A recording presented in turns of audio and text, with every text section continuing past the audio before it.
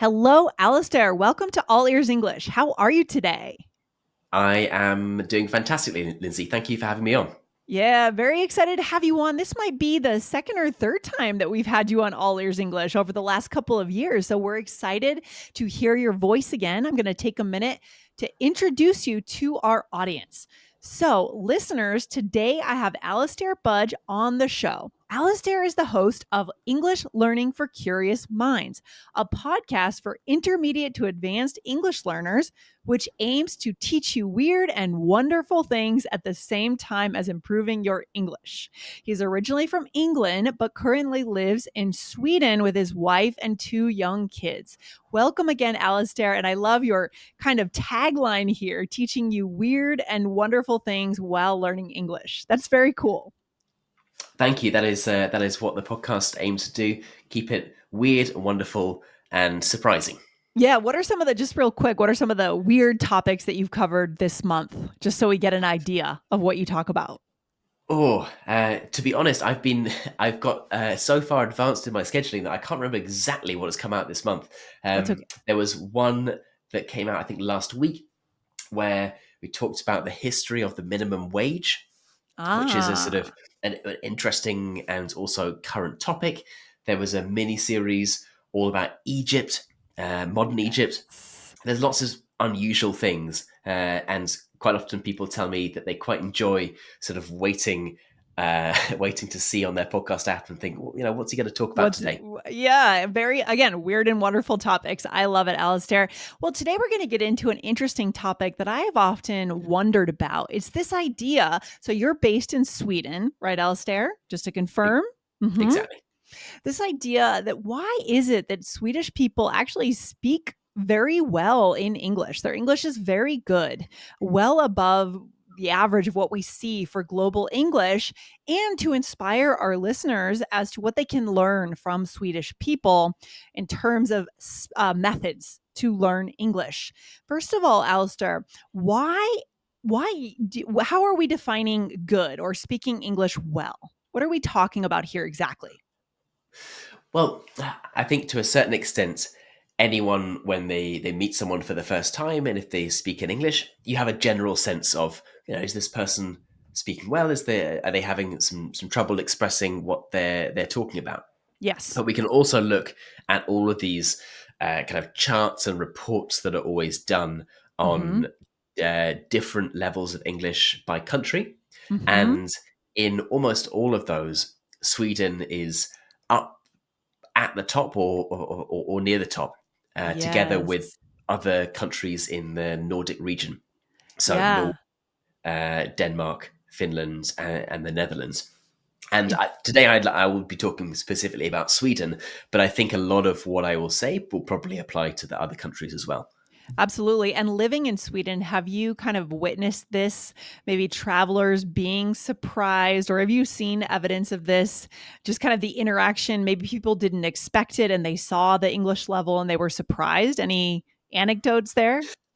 I think lots of people sort of know that people in Sweden will speak pretty good English. The Yeah. one sort of anecdote that always makes me smile, the one experience that always makes me smile, is if there is someone, if I'm trying to say something and I can't say it properly in Swedish because I'm also learning Swedish. Mhm. Uh, and I ask that person if they speak any English.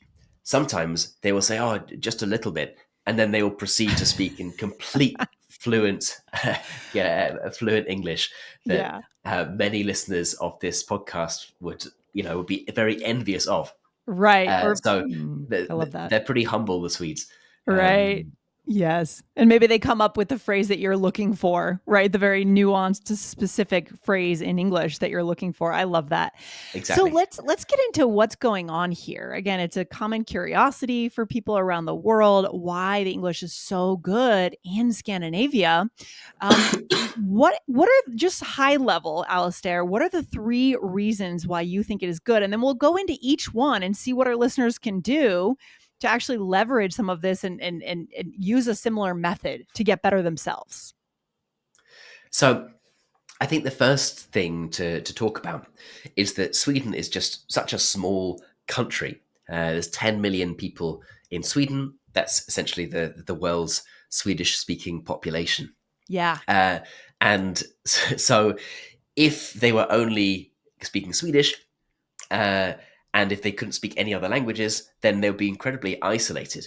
So Right. there's a very large incentive to be able to speak another language, and in particular, the world's lingua franca, English.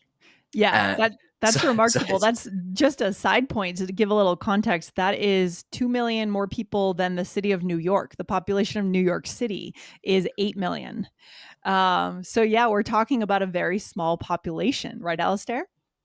exactly, and so there is this mentality and this requirement that you need it, right? Yeah. It is a small country, and you can't get by just speaking Swedish. Okay. So people need English to get ahead. So it's really the first reason I wanted to talk about. It's just a requirement, right? For sure. What would be the second reason? And then again, we'll come back in just a minute back to this of what the tip is for our listeners. But what is the second reason why the English is so good in Sweden? So I think the second reason is that you are forced, even in Sweden, to deal with stuff in English. For Hmm. example, when people watch shows on TV or go to the movies, if there is a British or American film, a Hmm. film in English, then it will not typically be dubbed into Swedish. It will be Uh-huh. shown on the screen with perhaps with Swedish subtitles, or perhaps even with English subtitles. So Okay. from a very Mm. young age, people are hearing English. They're getting Yes. accustomed to English being a part of their life in a way that someone in countries that typically dub their movies, places like Italy or France or Spain, uh, Right. they just are not.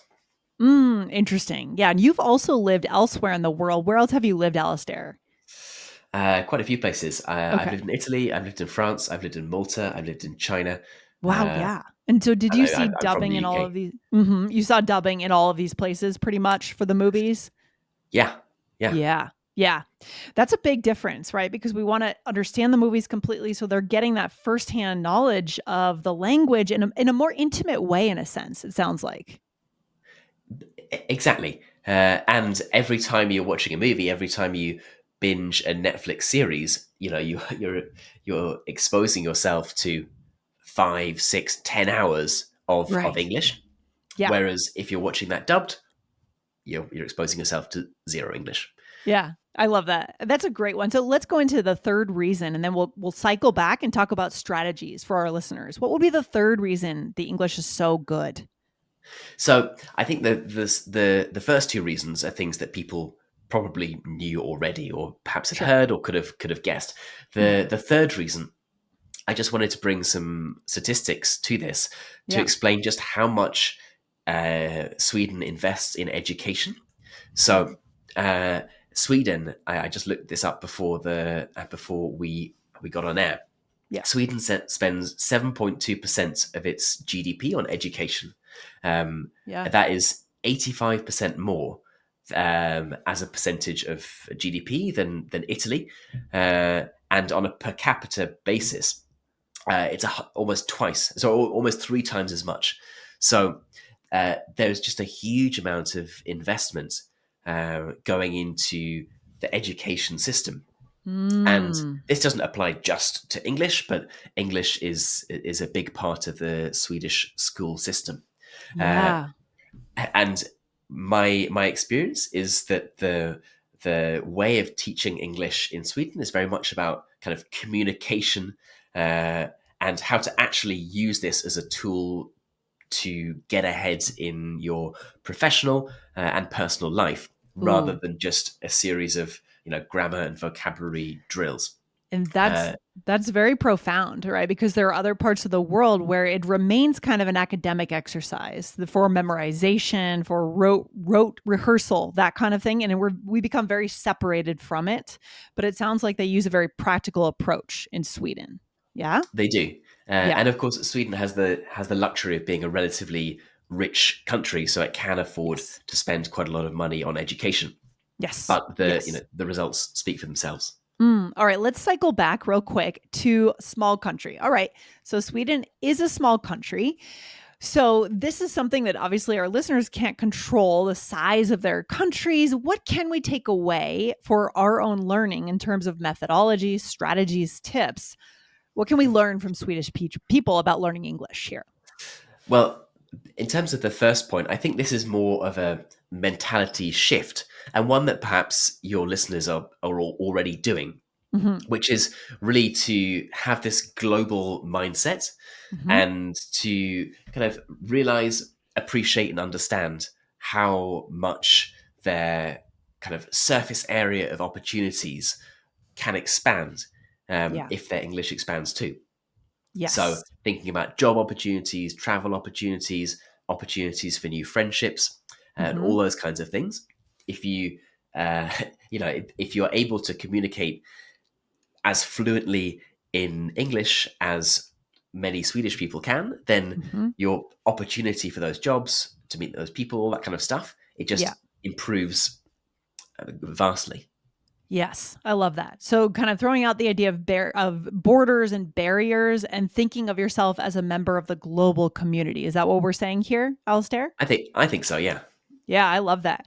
It's true. I mean, I was just telling my dad, I was on a call with him, that yesterday I was on a call with a Scottish person living in Thailand and a Canadian person living in, I think, Vietnam. I mean, it's just amazing the way with Zoom and the internet, all the connections that we can make globally and what that opens up for us, that what didn't exist 20 years ago. Indeed. Yeah. Yeah. Yeah. Okay. So, next one, Alistair, early exposure to English. We see subtitles, not dubbing. Tell us more about what our listeners can do. I think this is the easiest one in terms of just practical things you can do. Is that the more you can surround yourself with English, the more of all these English podcasts you can listen to, the more films you can watch in English, and the more you try to consume and engage with that content in the original version in Hmm. English. Yeah. The well, firstly, the better your English will get. Uh, and secondly, I think the more you'll start to enjoy actually doing these things. Yeah. So, to the average person in Sweden, when they watch a Netflix series, Hmm. they're not thinking, "Oh, this is such a chore" because it's in English. They Hmm. they're just thinking of it as an enjoyable series to watch. It's just So entertainment. Yeah. Yeah. yeah, so it's a kind of self-fulfilling prophecy, really. Mm. The easier you find it to understand, the more you'll enjoy it, so you'll watch it more, and Hmm. your English level will continue to improve. So I would my kind of takeaway from that is Yeah. just do as much as you can to expose yourself to English, like many listeners to this are already doing, Yeah. and the results will come. I do have a question about this, Alistair. What are your thoughts? As a Spanish learner, I've been gifted books in Spanish that were on topics that I was truly interested in, or I've been exposed to movies in Spanish.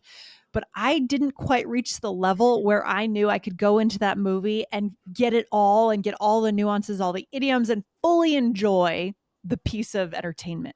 So how do you suggest we get to that point? Should we take chunks and keep them as kind of exercises until we get to that point where we can fully enjoy the movie, or should we just go all in and try to get what we can and then gradually build up our skills?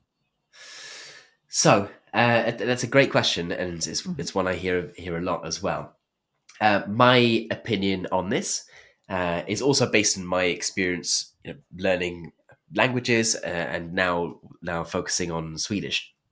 Is that there's no such thing as just the standard film, right? Yeah. There's different levels of language, colloquialisms, and so on. So someone watching an old Disney cartoon in English will probably find that a lot easier to understand than someone who tries to watch Train Spotting, which is a Right. film Yeah. about a lot of drug addicts in Edinburgh. Uh, because the accent is completely different, the subject matter is different. There's a lot of things that even some native speakers would probably not understand. Oh yeah. My wife speaks excellent English, and we watched The Wire together, Hmm. and she had a lot of trouble trying to understand what was going on there. Yes. and Yes. and she didn't enjoy it as much because she couldn't, Of course. because it was so difficult. So my recommendation is just to uh, to start with things that you can understand, Yes. and not to kind of dive in to more complicated Mhm. films that you have such trouble with. Otherwise, you'll just Yes. end up disheartened. I love it. That's great advice. So choose the kind of entertainment. I know a lot of our listeners like the show Friends. Friends is getting a little dated now, but it's still kind of fun, Friends living in New York City. So pick and choose your entertainment wisely. Good idea. Alastair, we're running out of time, but let's go through our final tip. Sweden invests in education heavily. What can we learn and what can we do if we don't live in Sweden? So when I was thinking about the takeaway from this, it would be too simple to say spend a lot of money on English courses, Yeah. and that's not what I think people should take away from this. I Yeah, think sure. the takeaway is, take your English education really seriously. Uh, Mm, People in Sweden start learning English typically around the age of kind of 7 or 8, hmm and it's more than just watching a few nursery rhymes or kind of saying hello. It's really serious stuff, and they have to work hard at it. It might sound like, from everything I've said before, that people in Sweden just kind of automatically get English for free, Right. but there is a lot of hard work and study that goes into it.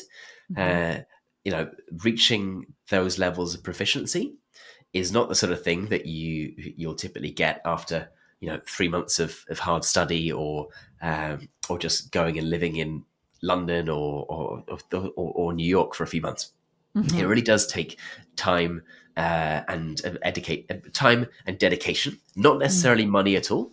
Right. So think about the investment more as a kind of investment of your own time and energy into something. Mhm. You don't have to Mhm. spend any money at all.